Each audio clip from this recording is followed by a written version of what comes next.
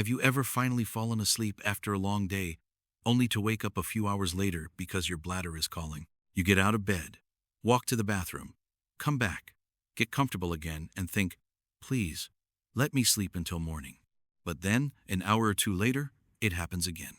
You wake up, check the clock, and there it is, 2 a.m., or maybe 3 a.m., sometimes even 4 a.m. And the frustrating part isn't just the bathroom trip. It's what happens afterward. You may lie awake, trying to fall back asleep. Your sleep becomes lighter. The next morning, you feel tired, sluggish, and less refreshed than you should. But here's something important. What if one simple change to your evening routine could help reduce how often you need to get up during the night? And no, I'm not going to tell you to stop drinking water altogether. In fact, staying properly hydrated is important, especially as we get older. The key may be when and how much you drink in the hours leading up to bedtime. And I want you to stay with me, because we're going to look at a very common evening habit that many people don't realize could be contributing to those nighttime bathroom trips. There is also another reason this matters. Getting up once during the night may not be unusual, particularly as we age. But if you're getting up several times every night, night after night, it can become more than just annoying. Repeatedly getting out of bed when you're sleepy, especially in a dark room, can increase the chance of stumbling or falling. And there's something else you shouldn't assume. Frequent nighttime urination isn't always simply because you have a weak bladder or because you're getting older. Sometimes the reason can be as simple as drinking a large amount of fluid late in the evening. But caffeine, alcohol, certain medications, urinary problems, sleep disorders, changes in blood sugar, and other health conditions can also play a role. That's why the goal of this video isn't to scare you or promise a miracle cure. Instead, I want to help you understand what may be happening, what you can safely try at home, and when nighttime urination is something you should discuss with a healthcare professional. Because your goal isn't to drink less water. Your goal is to sleep better while keeping your body properly hydrated. And by the end of this video, you'll have a simple evening strategy you can start paying attention to tonight. So, why does this keep happening? Why can you go through most of the day without constantly thinking about your bladder? But the moment you get into bed, suddenly your bladder seems to have other plans. One of the simplest reasons may be something you do in the evening without even thinking about it. The most common evening mistake. Imagine this. You've had a busy day, and maybe you didn't drink much water earlier. Then dinner comes around, you're thirsty, and you start catching up. A large glass of water with dinner. Maybe another drink afterward. Then perhaps a cup of tea while watching television. And before bed, you have one more glass because you think, I should stay hydrated. There's nothing wrong with drinking water. The problem is timing. When you consume a large amount of fluid close to bedtime, your kidneys still have to process that fluid. Your bladder fills, and eventually, your body sends you the signal that it's time to empty it. So instead of your bladder getting a long, quiet break while you're sleeping, you're asking it to handle a significant amount of fluid during the very hours when you want uninterrupted rest. This is why the solution isn't necessarily drink less water. For many people, a better approach is to drink appropriately throughout the day and avoid saving most of your fluids for the evening. Think of it like this. Don't wait until the last few hours of the day to catch up on hydration. Spread your fluids across the day instead. That small change in timing may make your nights easier. Caffeine can be a hidden trigger, but there's another common culprit that many people overlook. Caffeine, coffee, black tea, green tea, energy drinks, cola, and some other beverages contain caffeine. And caffeine can be a problem for nighttime urination for two reasons. First, it can increase urine production in some people. Second, and perhaps just as importantly, caffeine can make it harder to stay asleep. So imagine someone who has been feeling tired all afternoon. They finish dinner, sit down to relax, and think, I'll just have one cup of coffee. It tastes good. It helps them feel more awake. But a few hours later, they're lying in bed, waking more easily, and suddenly noticing the urge to urinate. They may think, my bladder is getting worse. But sometimes the evening caffeine may be part of the story. That doesn't mean everyone has to give up coffee. Instead, pay attention to timing and your own response. If you notice that nighttime bathroom trips or poor sleep are worse after late-day caffeine. That's a useful clue. Alcohol and late-night beverages. Alcohol can be another factor. For some people, an evening alcoholic drink can increase urination and also disrupt normal sleep. And there's an important distinction here. You might fall asleep quickly after drinking, but that doesn't necessarily mean you're getting high-quality, uninterrupted sleep throughout the night. You may wake more easily later, and once you're awake, you may notice that your bladder is ready to be emptied. Again, this doesn't mean alcohol is automatically the reason someone wakes up to urinate. It's simply one possible contributor. The same principle applies to large amounts of other beverages late at night. Your body doesn't stop processing fluids just because you've turned off the lights. I'm not even drinking that much, so why am I still going? Now here's where things get more interesting.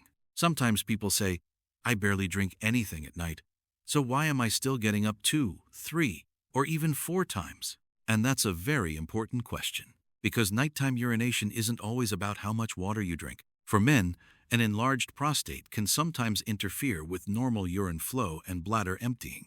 Some people may have an overactive bladder, which can create a strong or sudden urge to urinate.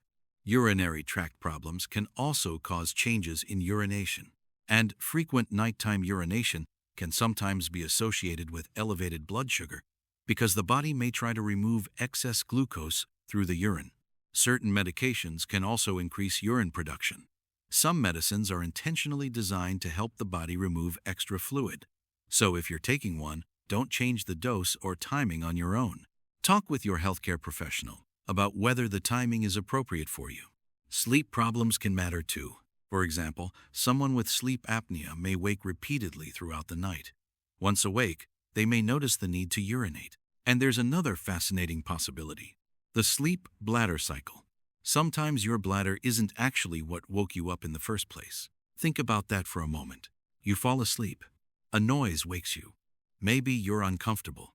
Maybe you have a dream. Maybe you're having trouble breathing during sleep. You wake up and think, well, since I'm awake, I might as well go to the bathroom. Your bladder may have some urine in it, but it wasn't necessarily the original reason you woke up. This distinction matters, because if the real problem is disrupted sleep, simply drinking less water may not solve the problem. And that's why we shouldn't automatically assume that every nighttime awakening is a bladder problem.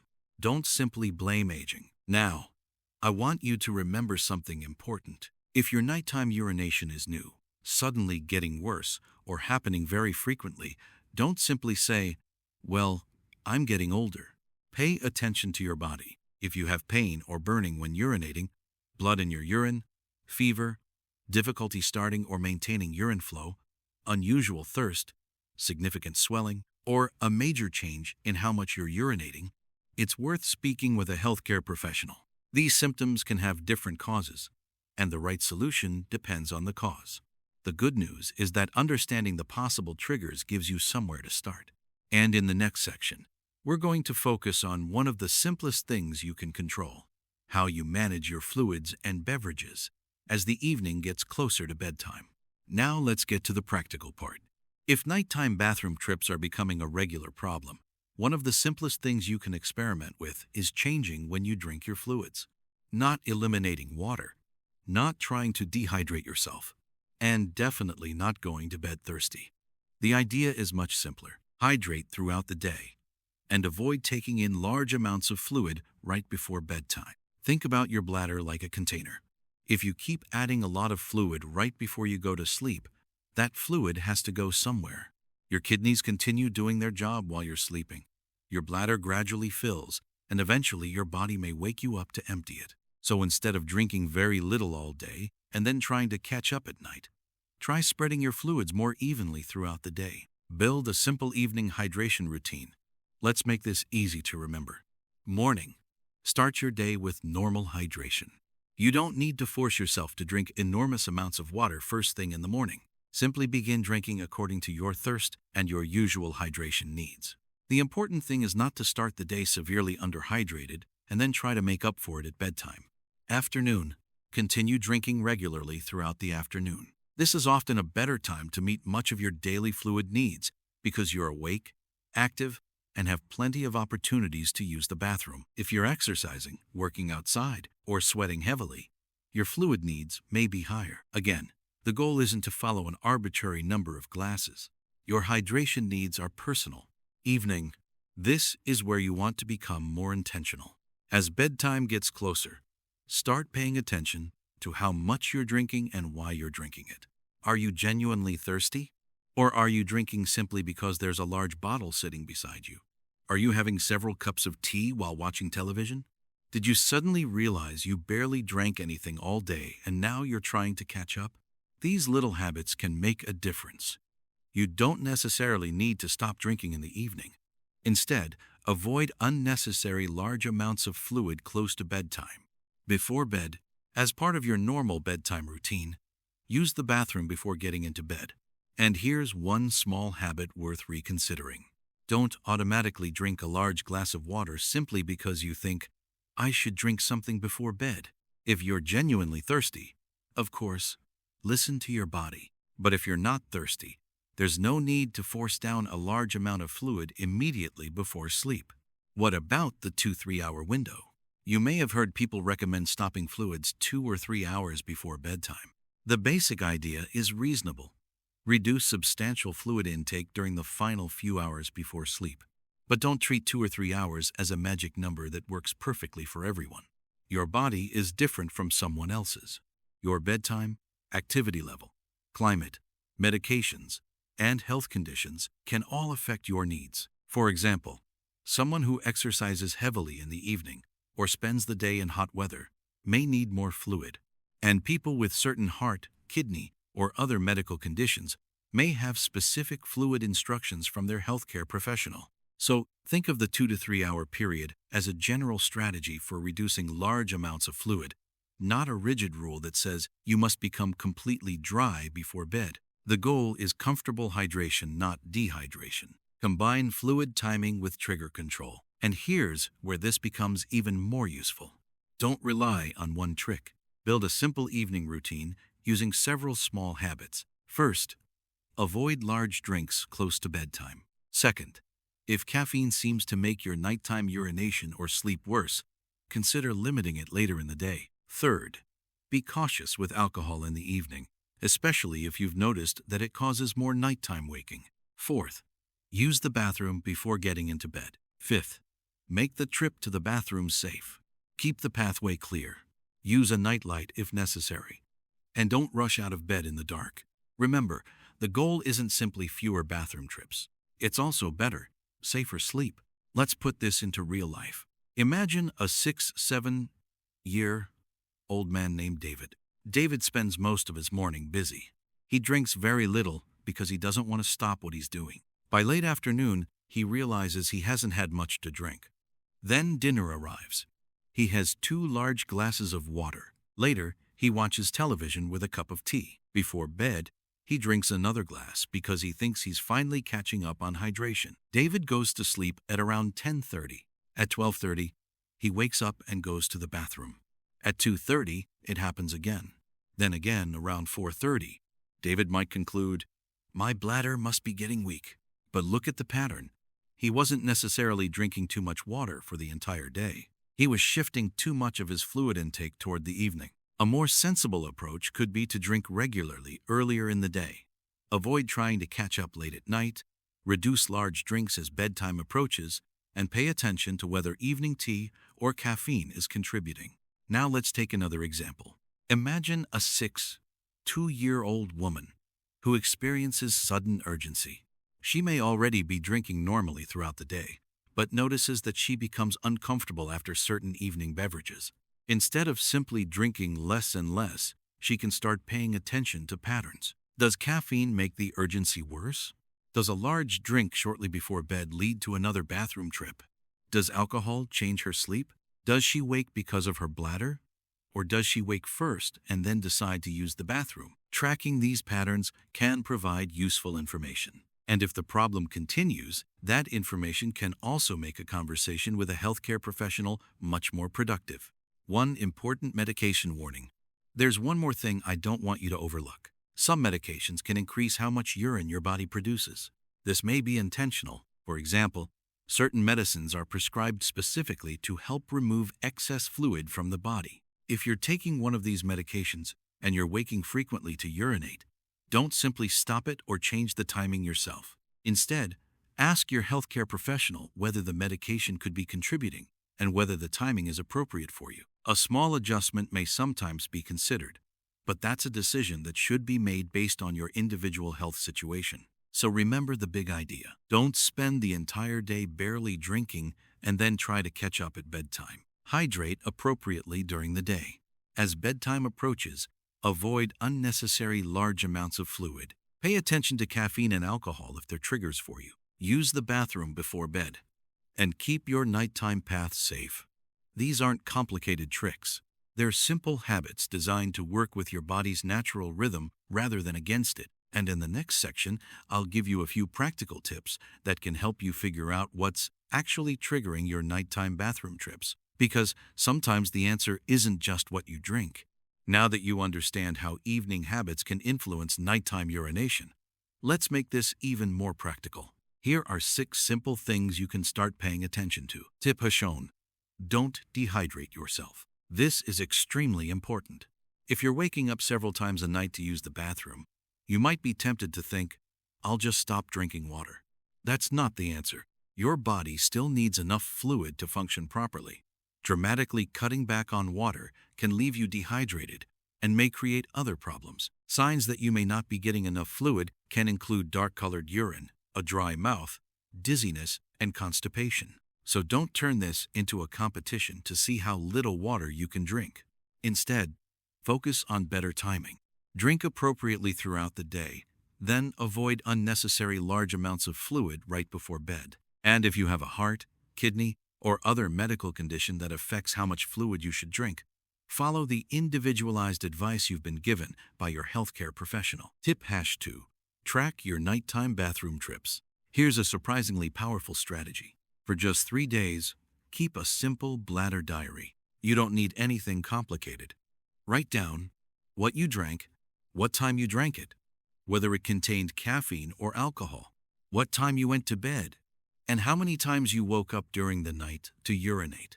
You can even note approximately how much you drank. After 3 days, you may start seeing a pattern. Maybe you discover that every time you have tea at 9 p.m., you're awake twice during the night.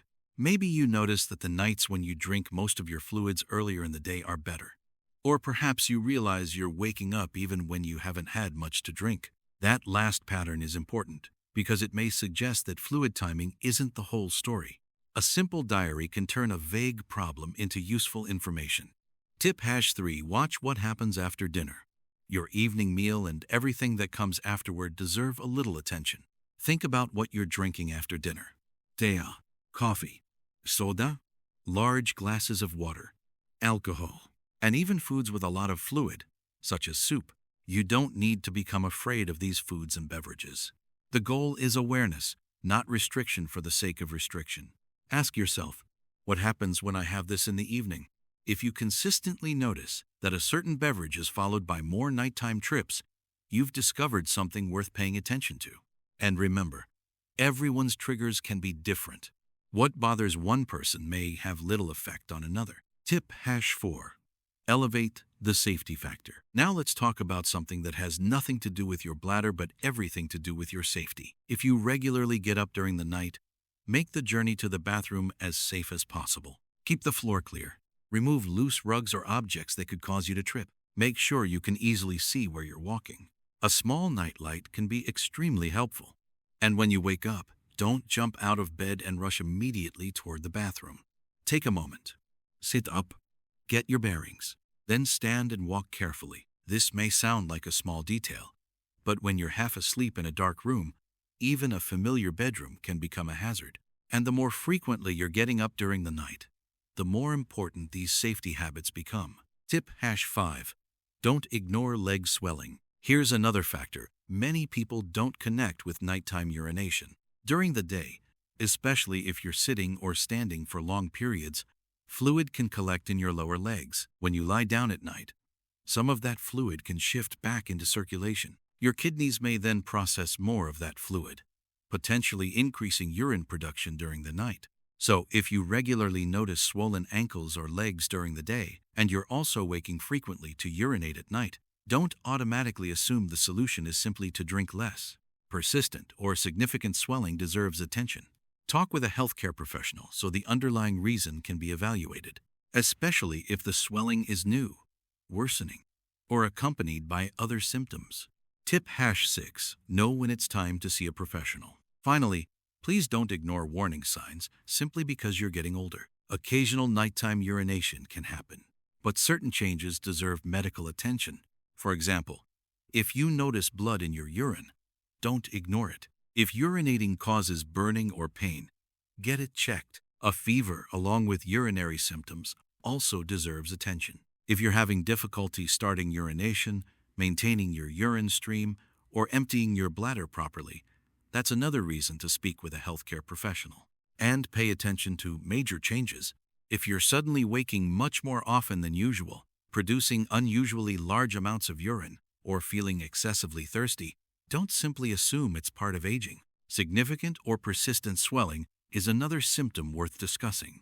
And here's perhaps the simplest rule of all. If nighttime bathroom trips are repeatedly destroying your sleep despite making reasonable lifestyle changes, it's worth finding out why. Because the goal isn't to spend your life trying to avoid water. The goal is to understand what's causing the nighttime problem. Sometimes a simple change in evening habits can help. Other times, there may be an underlying issue that needs proper evaluation. And knowing the difference can save you months or even years of frustrating, broken sleep. So before you go to bed tonight, remember these 6 points. Stay hydrated, track your patterns, watch your evening beverages, make the bathroom route safe, pay attention to persistent swelling, and most importantly, don't ignore symptoms that aren't normal for you. Your body is giving you information. The key is learning how to listen to it. So, let's bring everything together. If you're waking up during the night to use the bathroom, remember this. You don't automatically have to accept it as an unavoidable part of getting older. And you also don't need to solve the problem by drinking as little water as possible. Your first practical experiment can be much simpler. Hydrate appropriately throughout the day, and avoid large amounts of fluid during the hours immediately before bedtime. Then look at the other pieces. Pay attention to caffeine later in the day. Be aware of alcohol and other evening beverages if they seem to trigger symptoms. Use the bathroom as part of your normal bedtime routine. And make sure your path to the bathroom is clear and well lit.